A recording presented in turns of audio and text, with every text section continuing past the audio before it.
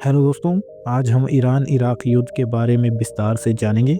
Iran Iraq युद्ध 20वीं शताब्दी के सबसे लंबे और विध्वंसकारी युद्धों में से एक था, जो 22 सितंबर 1980 को शुरू हुआ और 20 अगस्त 1988 तक चला। ये युद्ध लगभग 8 वर्षों तक चला और इस दौरान दोनों देशों को भारी मानव, आर्थिक और राजनीतिक क्षति हुई। ये संघर्ष मुख्य रूप से सीमा विवादों, धार्मिक मतभेद, राजनीतिक और क्षेत्रीय वर्चस्व की लड़ाई के कारण हुआ। इस लेख में हम विस्तार से इस युद्ध के कारणों, घटनाओं, प्रभावों और नतीजों पर चर्चा करेंगे। युद्ध के प्रमुख कारण। ईरान इराक युद्ध के कई कारक थे, जिनमें से ऐतिहासिक विवाद, राजनीतिक अस्थिरता, धार्मिक मतभेद और अंतर्राष्ट्रीय हस्तक्षेप शामिल थे। ईरान और इराक के बीच लंबे समय से सीमा को लेकर विवाद था, विशेष रूप से सत अल अरब जलमार्ग को लेकर। ये जलमार्ग फारस की खाड़ी तक पहुंचने का एक महत्वपूर्ण व्यापारिक मार्ग था। 1975 में अल्जीरियस समझौते के तहत इस जलमार्ग को दोनों देशों के बीच साझा किया गया, लेकिन इराक के राष्ट्रपति सद्दाम हुसैन इससे मानने को तैयार नहीं थे और पूरे जलमार्ग पर नियंत्रण चाहते थे। ईरान की इस्लामिक क्रांति और क्षेत्रीय अस्थिरता। 1979 में ईरान में इस्लामिक क्रांति हुई। मोहम्मद रजा पहलवी को अपदस्थ कर दिया। आयतुल्लाह खुमानी सत्ता में आए। उन्होंने इस्लामिक शासन स्थापित किया और इराक में शियाओं को भी विरोधियों के लिए उकसाने लगे। इराक एक बहुसंख्यक शिया देश था, लेकिन वहाँ सुन्नी सद्दाम हुसैन का शासन था, इसलिए उन्हें डर था कि ईरान की क्रांति उनके शासन के लिए खतरा बन सकती है। युद्ध की प्रमुख घटनाएं। 22 सितंबर 1980 को इराक ने ईरान पर हमला किया और आबादान और अन्य सीमावर्ती क्षेत्रों पर कब्जा कर लिया। शुरू में इराक की सेना को सफलता मिली, लेकिन ईरान ने जल्द ही जवाबी कार्रवाई शुरू कर दी। ईरान ने अपने नागरिकों को भी युद्ध में झोंक दिया, जिसमें हजारों युवा और बच्चे भी शामिल थे। ईरान का पलटवार। जून 1982 में ईरान ने ऑपरेशन बेहतरान शुरू किया और इराक को पीछे हटने पर मजबूर कर दिया।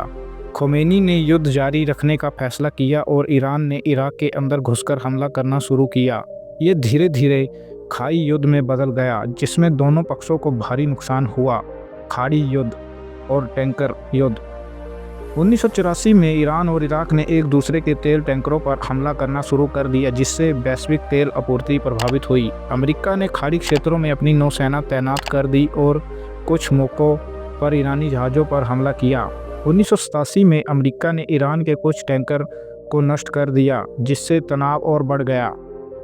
इराक ने ईरान पर रासायनिक हथियारों का इस्तेमाल किया, विशेष रूप से 1988 में कुर्द क्षेत्रों में हुए हमले में, जहां हजारों लोग मारे गए।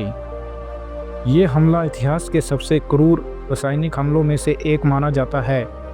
युद्ध का अंत और संयुक्त राष्ट्र का हस्तक्षेप। युद्ध के अंत तक दोनों देश बुरी तरह से थक चुके थे और उनकी अर्थव्यवस्था नष्ट हो चुकी थी।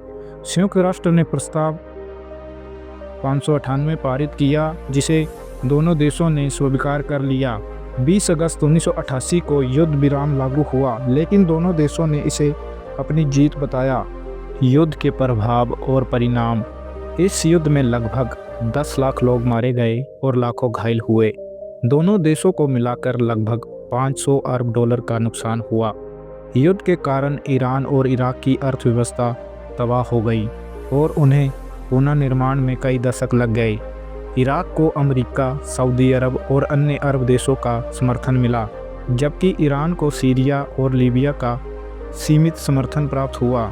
इस युद्ध ने अमेरिका इराक संबंधों को मजबूत किया, लेकिन आगे चलकर 1991 के खाड़ी युद्ध में यही संबंध बिगड़ गए।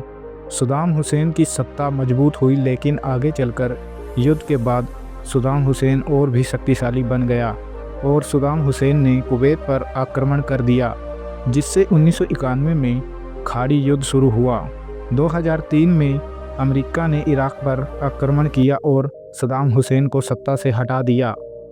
ईरान में इस्लामिक शासन की पकड़ मजबूत हुई।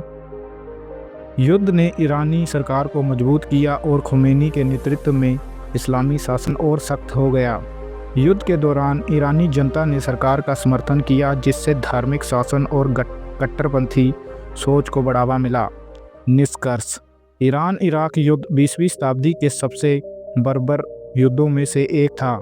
ये संघर्ष अनावश्यक रूप से लंबा चला और दोनों देशों के लिए विनाशकारी साबित हुआ। ना तो कोई स्पष्ट विजेता था और ना ही कोई महत्वपूर्ण क्षेत्रीय लाभ हुआ। इस युद्ध ने मध्य पूर्व की राजनीति को बदल दिया और आने वाले दशकों में इस क्षेत्र की स्थिरता को प्रभावित किया। युद्ध के बाद भी ईरान और इराक के संबंध पूरी तरह से सामान्य नहीं हो पाए और ये तनाव आज भी देखा जा सकता है। ये युद्ध इस बात का उदाहरण है कि सत्ता की भूख और क्षेत्रीय वर्चस्व की लड़ाई कितनी विनाशकारी हो सकती है।